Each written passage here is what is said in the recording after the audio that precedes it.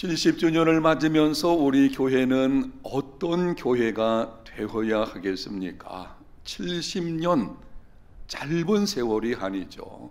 그 오랜 세월 동안 교회가 이곳에 존재하게 되었고, 이런 일들을 겪게 되면 우리가 물어야 하는 질문은 어떤 교회가 되어야 하는가? 세상에 희망을 주는 교회가 되어야 합니다. 죄와 죄의 비참으로 인해서 절망 가운데 있는 도무지 생명이 무엇인지를 알지 못하는 세상 속에서 희망을 주는 교회, 우리 교회가 되어야 합니다. 세상에 희망을 주는 교회가 되려면 어떻게 해야 하겠습니까? 오늘부터 6번에 걸쳐서 말씀을 드릴 것입니다. 세상에 희망을 주는 교회 공동체가 되려면 이렇게 되어야 한다. 그 중에 첫 번째라는 것은 가장 중요한 말씀이기도 합니다. 온전한 예배 공동체가 되어야 합니다. 교회가 이 땅에 존재하는 첫 번째 목적은 예배입니다. 코로나19로 인해서 그동안 교회 사역들이 많이 어려움을 겪었고 지금도 제한을 받고 있습니다. 양육하는 것, 섬기는 것, 전도와 선교하는 것, 다음 세대를 교육하는 것, 상황이 심각할 때에는 잠시 중단되기도 했습니다. 그러나 예배만큼은 중단될 수 없습니다. 코로나가 창궐함으로 인해서 교회당에서 예배드리기 힘들 때에 우리는 온라인을 통해서 하나님께 예배했습니다. 여러분 가운데 온라인을 통해서 예배하기 힘든 상황에 있을 때에는 혼자서라도 하나님 앞에서 찬송하고 기도하고 말씀을 펴놓고 읽고 묵상하면서 예배를 드렸습니다. 왜 우리는 이렇게 하는 것입니까? 예배는 교회가 이 땅에 존재하는 첫 번째 목적이며 어떤 상황에서도 중단될 수 없는 생명 같은 것이기 때문입니다. 오늘 우리가 읽은 본문 1절에 이렇게 말씀을 합니다. 그러므로 형제들아, 내가 하나님의 모든 자비하심으로 너희를 권하노니 너희 몸을 하나님이 기뻐하시는 거룩한 산 제물로 드리라. 이는 너희가 드릴 영적 예배니라. 로마서 1장부터 11장까지는 구원에 관한 교리를 말씀합니다. 인간의 타락과 예수 그리스도를 통해서 구원받는다는 것, 예수님을 믿는 사람들이 어떤 신분을 갖게 된다는 것, 구원에 관련된 말씀을 사도 바울이 기록을 하고 있습니다. 그리고 12장에 오게 되면 그러므로 라고 말씀을 하면서 그리스도인의 삶에 관해서 언급합니다. 너희들이 구원받은 사람이 되었다면 그러므로 이제부터는 이러한 삶을 살아가야 된다. 그런데 그리스도인의 삶과 관련해서 첫 번째로 주시는 말씀이 너희 몸을 하나님이 기뻐하시는 거룩한 산 제물로 드리라. 이는 너희가 드릴 영적 예배니라. 예배에 관해서 말씀을 합니다. 무엇을 보여주는 것입니까? 예배는 구원받은 그리스도인의 삶에서 첫 번째 우선순위임을 천명하는 것입니다. 그러므로 교회가 존재하는 첫 번째 목적은 예배이며 모든 그리스도인은 예배를 생명처럼 여겨야 합니다. 저는 목회를 하면서 예배를 삶의 우선순위로 삼고 생명처럼 여기는 성도들을 볼 때는 얼마나 감사한지요. 한두 가지 예를 들어서 말씀드리면은 이렇습니다. 멀리 출장을 갈 때에 주일에 예배를 드리기 위해서 출장 가는 그 지역에 교회가 어디 있는지를 미리 살펴보는 성도들이 있습니다.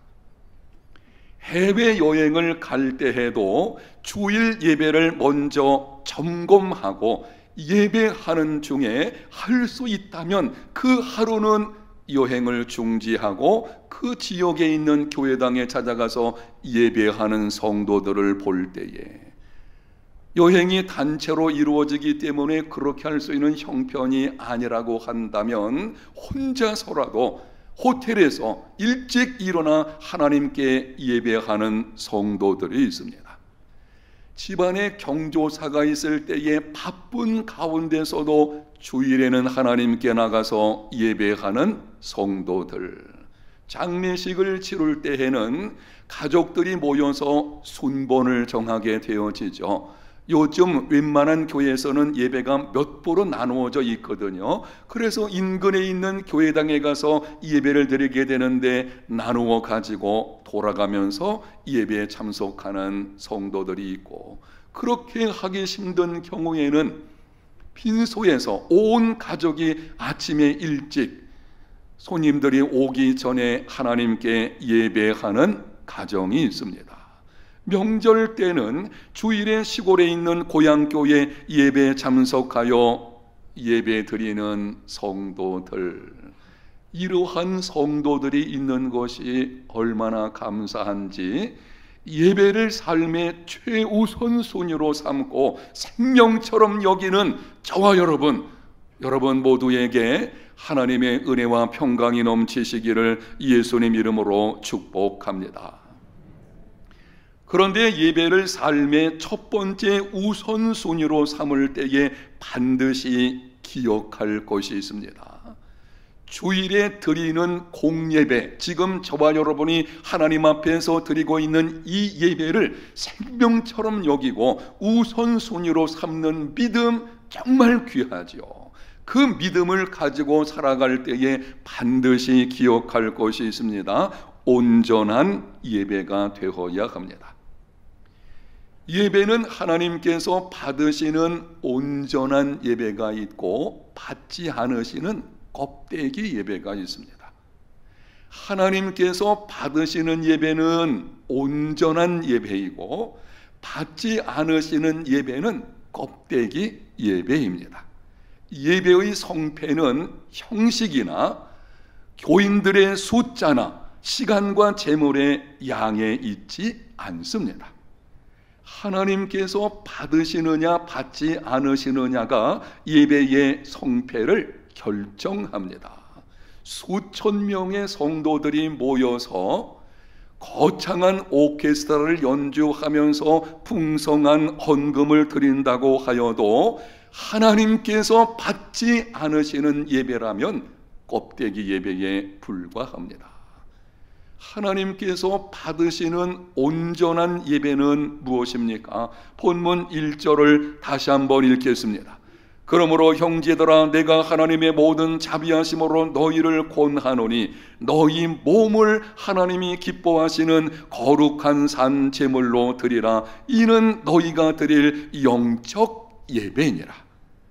영적 예배라고 하는 말은 원어의 뜻을 다르게 보면 합당한 예배라고 하는 뜻입니다.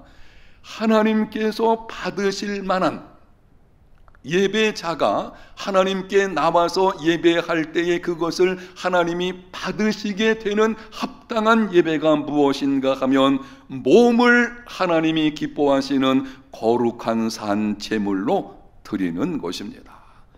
몸을 거룩한 산 제물로 드린다는 것은 삶을 구별해서 하나님께 드린다라는 뜻입니다. 몸과 관련된 모든 생활 영역에서 하나님이 기뻐하시는 삶을 사는 것이 영적 예배입니다. 먹고 마시는 것, 집안일을 하는 것, 직장에서 일하는 것, 사업을 경영하는 것, 공부하는 것, 이러한 우리의 매일의 삶의 모든 것들이 하나님의 일인 줄 알고 주님께 하듯 하는 것이 삶의 예배요 영적 예배입니다. 그렇게 6일 동안 삶의 예배를 드리고 주일에 교회당에 나와서 공예배를 드릴 때에 온전한 예배가 되는 것입니다. 구약성경 이사야서 1장에 보게 되면 이스라엘 백성들이 수많은 제물을 가지고 하나님께 드렸지만 하나님께서 거절하셨습니다. 순양, 숫송아지, 어린 양, 순염소의 피 모두 거절하셨습니다. 월삭, 안식일, 절기, 대회를 지키는 것 모두 거부하셨습니다. 예배 시간에 하나님께 부르짖어 기도할 때에 하나님이 그 음성을 듣지 않으셨습니다. 이유가 무엇인지를 반복해서 말씀합니다. 성회와 아울러 악을 행하는 것을 내가 견디지 못하겠노라. 하나님이 탄식하시며 말씀하시는 것입니다. 너희들이 성회를 지킨다고 모였지만 악을 행하는 것 견디지 못하겠노라. 이사야서 1장 15절 하반절에는 이렇게 말씀하십니다. 이는 너희의 손에 피가 가득함이라. 예배 의식은 있었지만 삶이 잘못되어져 있었습니다. 하나님께 나와서 형식을 갖춰서 예배하는 모습은 있었지만 그들의 삶을 보게 되면 엉망이라는 것입니다.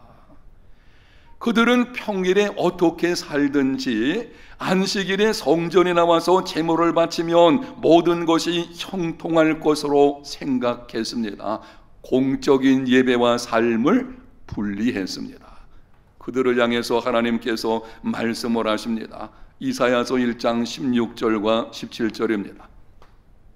너희는 스스로 씻으며 스스로 깨끗하게 하여 내 목전에서 너희 악한 행실을 버리며 행악을 그치고 선행을 배우며 정의를 구하며 학대받는 자를 도와주며 고아를 위하여 신원하며 과부를 위하여 변호하라 하셨느니라. 온전한 예배 회복을 촉구하시는 것입니다. 너희들이 이렇게 살아가야 된다. 이 내용을 한마디로 말씀드리면 삶이 예배가 되라는 것입니다. 이렇게 정리해서 말씀을 드릴 수가 있겠습니다. 껍데기 예배는 의식만 있고 온전한 예배는 의식과 삶이 있습니다. 지금까지 말씀드린 내용을 정리해서 여러분에게 말씀드리는 것입니다. 한번 따라합시다. 껍데기 예배는 의식만 있고 온전한 예배는 의식과 삶이 있다. 예배 의식은 있는데 삶이 예배가 되지 못한다면 그거는 반쪽 예배인 것이고 반쪽 예배는 껍데기 예배에 불과합니다. 예배 드리는 그 사람이 누구냐 하는 것이 예배의 질을 결정합니다. 여러분, 예배의 형식이 예배의 질을 결정한다고 착각하지 마십시오. 예배의 형식, 예배의 방법은 다양합니다. 거기에 있는 것이 아니라 예배를 드리고 있는 사람이 한 주간 동안 어떤 모습으로 살아가느냐 하는 것이 그 예배의 질을 결정하는 것이고, 바로 예배 의식과 삶이 함께 있을 때에 그것이 온전한 예배가 되는 것입니다. 그런 삶이 예배가 된다는 것은 어떻게 하는 것입니까? 공적인 예배와 함께 삶의 예배가 반드시 있어야만 온전한 예배라고 했습니다. 지금 우리는 공적인 예배를 하나님께 드리고 있습니다. 그러면 한 주간 동안의 삶의 예배를 드린다는 것은 어떤 것입니까? 2절 말씀을 보겠습니다. 너희는 이 세대를 본받지 말고 오직 마음을 새롭게 함으로 변화를 받아 하나님의 선하시고 기뻐하시고 온전하신 뜻이 무엇인지 분별하도록 하라. 이 세대를 본받지 말고 마음을 새롭게 함으로 변화를 받아 하나님의 선하시고 기뻐하시고 온전하신 뜻이 무엇인지를 분별하며 행하는 것, 바로 그것이 삶의 예배를 드리는 것입니다. 여러분의 이해를 돕기 위해서 조금 쉽게 이 말씀을 바꾸어서 드리겠습니다. 마음을 새롭게 함으로 변화를 받아 타락한 세상 문화에 대하여는 아니요 하고 하나님의 뜻에 대하여는 예라고 하는 것입니다.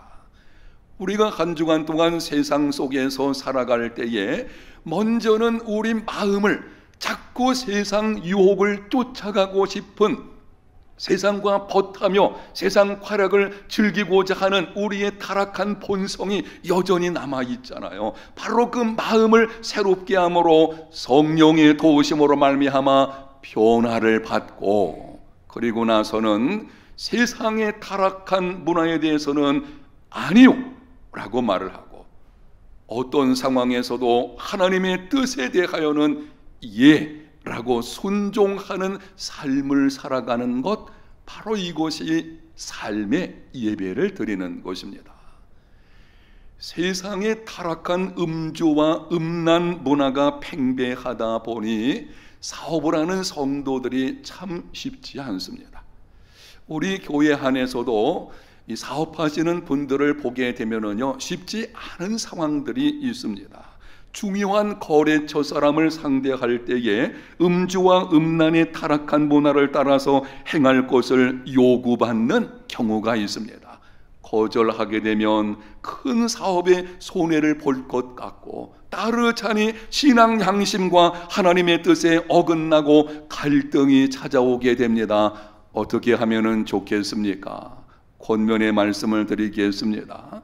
이러한 상황이 찾아오게 되면 그 상황을 능히 이겨내게 하시는 지혜와 능력을 주시는 성령님의 도우심을 구하십시오.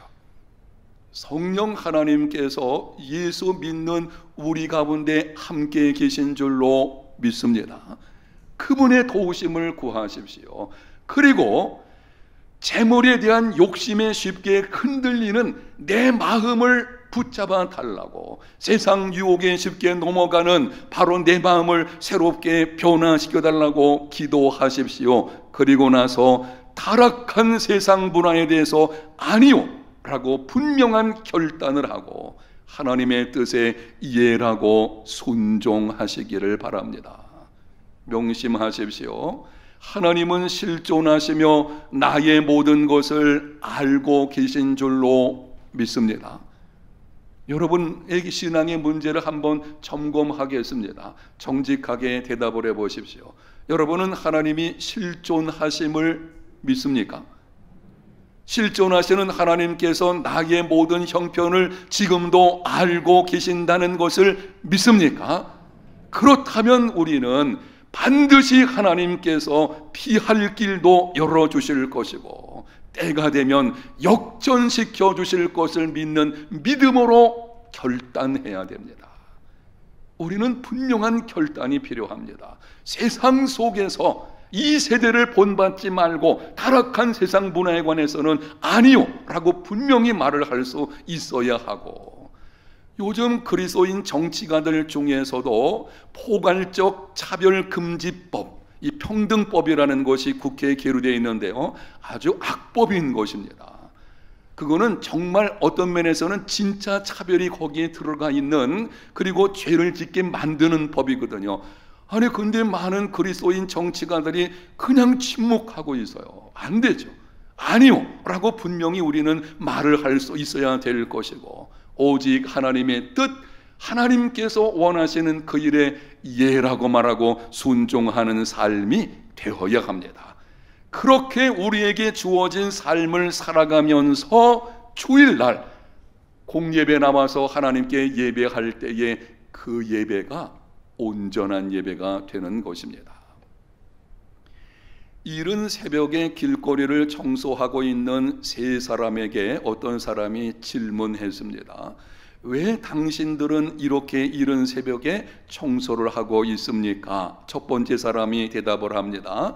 목구멍이 포도청인지라 먹고 살기 위해서 이런 일이라도 해야만 하기에 하는 것입니다.